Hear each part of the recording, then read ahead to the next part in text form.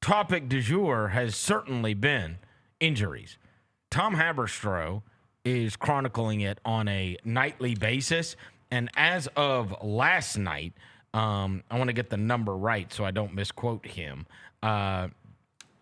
It was 55% play percentage is what he had. 16 stars, what he said were star players.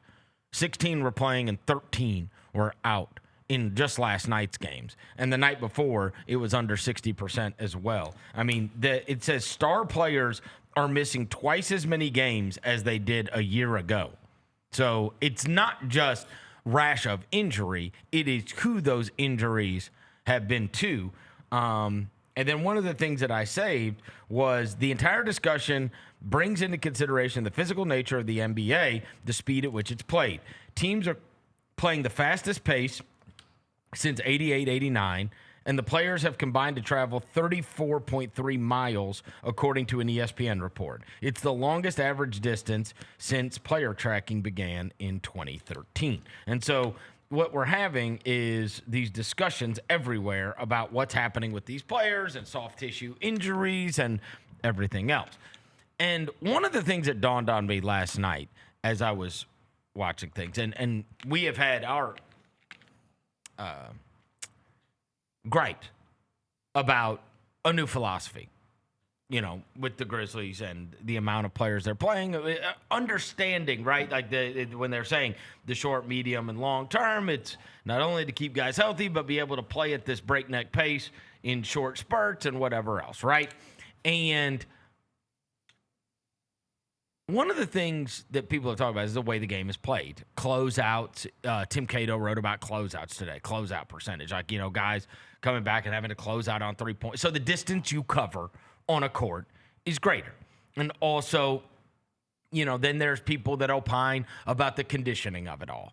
And whether or not there are, like for many, many years, that it's not necessarily comparable to years or decades past, because one of the things that we know is that even when we were growing up, everybody played every sport.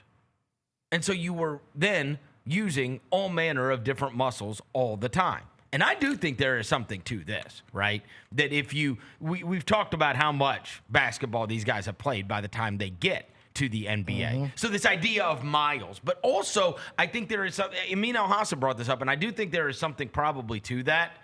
I mean, I don't know the science behind it, but I'm just saying, if you're using only the same muscles over and over and over again, right? Yeah. It made me immediately think of pitchers, right? So many of those guys, you were like, how can this guy throw 50,000 complete games and all that, right? They're throwing 150 pitches on back-to-backs, and now every young pitcher has an arm surgery, all of them. And it's like, you know, number of pitches that they threw and the workload, right? Like, and we talked about it for so many years. Like, we'll joke about, like, Todd Gurley or whoever else, and we'll be like, that guy is, like, there's only so many miles, right? And then it's gone, right? It's gone. And it's like, is there just so many miles? And it's the only thing they play. Like, these kids now don't play. They don't play baseball. They don't play. And we know, right, whether it was Michael Jordan or it was Tom Brady or it was Wayne Gretzky, mm-hmm. or you can go on and on and on. You think about they all played multiple sports. All of them. Like, they talk about this. They talk about how they think, they always encourage kids. Like, don't just play one sport. Play the multiple sports. But now, every kid, not only are they playing basketball, they're working with trainers every day. Specializing. Like, you know what I mean? Specialization. And maybe they're wearing out.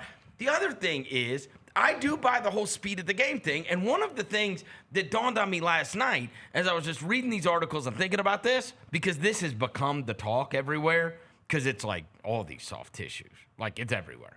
Everywhere. Every team. It's like, dude, what is going on? So, over the years, everybody always, it's a copycat league, and best practices are then taken from the best teams, right? So we sit there and we go, well, this team won or this team had some success, and then you see all all of a sudden, there's all kinds of teams mimicking that, right? So they say, oh, well, now we need multiple ball handlers, or we need to play fast, or we need to do this, or we need to do that, right? Like back in the day when you knew you had to get past Kobe and Shaq, it didn't even matter if the 7-footer couldn't even run. You knew you needed to have multiple of them because you were going to face Shaq in the playoffs, and at minimum, you were going to need 15 fouls against him, right? So, I mean, even if you were a bum, you got to keep your job just because somebody was going to employ you because size was the thing, right? You knew you were playing Shaq. You knew you were playing Olajuwon. You knew who you were going to have to beat in order to get there, right? So anyways, I think one of the things that people looked at, and again, I haven't gone in depth on this, so I'm just telling you what I've been thinking. Yeah. So what did we hear all offseason, right? Speed. All around the league. Speed. It wasn't just us, right? Everybody. Yeah. You got. And who was the team fast breaking off of makes? Pacers. Indiana, right? They're the ones. Yeah. So then people look and go, well, that worked. You know what I mean? Like, look at the way they did it. And their guys kind of played shorter stints, whatever. So this is what dawned on me last night as I'm watching this. I'm watching the games unfold. I'm like, well, hold on now. I understand best practices. I understand the whole everybody wants to play fast, and you want to play at a breakneck pace, right? That's the advantage, right? The advantage is playing fast. That's what even they said, right? Yeah. And that's part of the reason that you do the rotations the way you do. Yeah. Bro, the Pacers had 3 guys tear their Achilles, and their whole team is wrecked right now. Yeah. Like, I'm not so sure playing that fast they're is the way to do it. I'm not so sure that they're the ones that everybody should have been going, hey, this is the way. 3 Achilles tears. Isaiah Jackson tore his Achilles. James Wiseman tore his Achilles. And Halliburton tore his Achilles. The one who's the biggest the pacer. You know what I'm saying? And what everybody says is the Achilles, like this is the reason the calf thing is so scary for everybody. Yeah. The Achilles is basically that's your buffer for the calf. Right? Thus, you've seen it with Durant, you've seen it with Halliburton, you see it, right? So it's your shock absorber. Yeah. As it were. Right? Yeah. So now when your calf's dinged, bro, we've already had 2 calves. Yeah, you got one more. You got one more before that last one snapped. So I'm just not so. Again, there's people that study this stuff like crazy. All I'm saying is, I ain't got to study anything to know they've had 3 torn Achilles and their whole team is wrecked. Yep. They're 1-10. Yeah, they won last night. They beat the Hornets. Okay, they're 2-10. Yeah, they're 2-13. They almost got done in by Con Knipple. Hey, he been hooping, by the way. Holy crap! That boy been hooping, boy. He looked like real Gordon Haywardy, but you know who threw him out there? He's cold. As the most impressive rookie he's seen so far. Who? And he said, "I know people are going to talk Edgecombe. I know people are going to talk flag." I was stunned by this. Bobby Portis.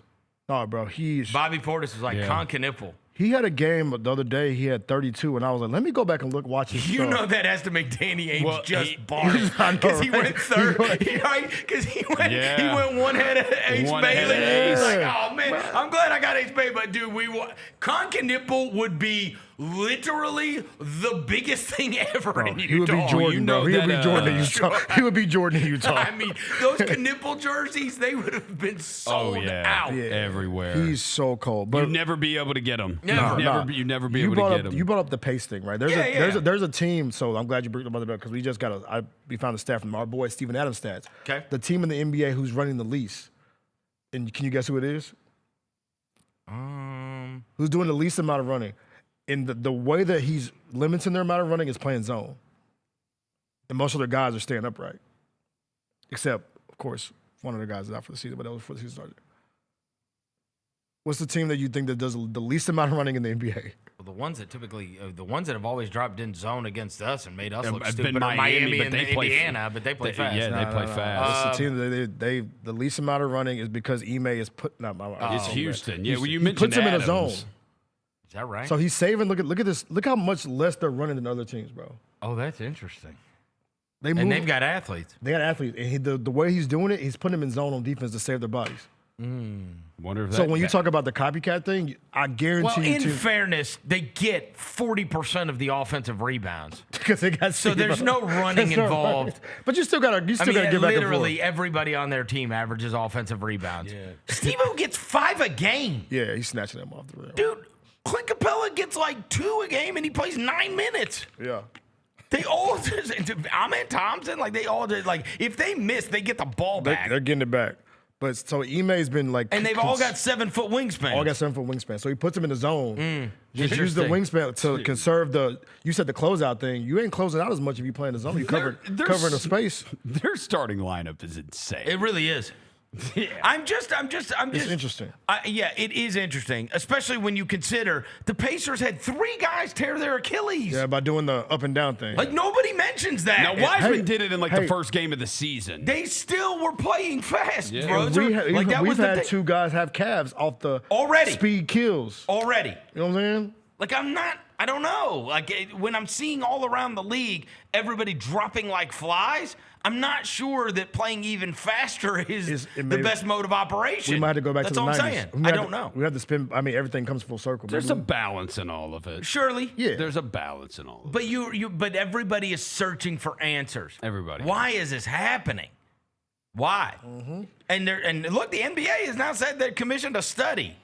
I mean, it's going to find that it has nothing to do with games played, but they'll figure out something. That's like the NFL of when they first came out. And nope, football and concussions. Nope. No. Yeah, right.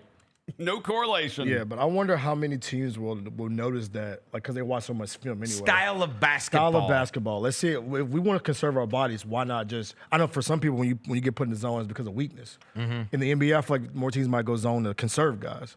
It's like, it's an 82-game season. We got to figure out a way to get these games. It just dawned on me as the Pacers have started off this season, and I know Nembhard's was a shoulder, but I mean, they've had guys out too. Yeah.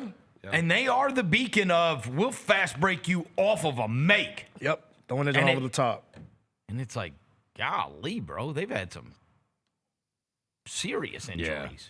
Yeah. Bring back the 90s hoops, man. Walking it down. I just find it interesting. And then we're talking speed.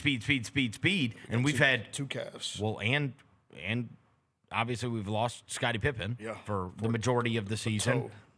I have no idea what's ever happened with Brandon Clark. I don't even know what that is. You know what I think? I don't know if that was a rehab down? injury or what, but I mean, like, it was just bizarre. Whatever's happened with Brandon Clark is strange. The game started getting faster when they changed the half-court violation from 10 seconds to 8 seconds. That's kind of when it feels like things started getting fast. You have to get the ball across half court faster. Means you get the offense faster. I think generally these teams, outside of like if you got Jokic or somebody like that, like your half court offense is usually not that good. Yeah. Right? Yeah. Like in terms of like you want to be able to score before they can set up the defense. That is the whole philosophy of what's supposed to be going on. Yeah, but I feel like there's so many breakneck pace. But I feel like there's so many athletes in the league right now where it's kind of like, are you playing to your strength? You're in a league full of athletes. You know what I'm saying? We're in a league full of athletes in the NBA. Well, are you going to try to out-athlete? And I know that they're talking about playing even faster. We've already played fast. Taylor Jenkins' teams played fast. Fast as hell. We played so fast. And we also got super injured. Yeah. Like, I just don't know. Is there correlation or causation? I don't know. But all I do know is that the team that was the one that was like fast breaking off of makes, I mean, they drop like flies.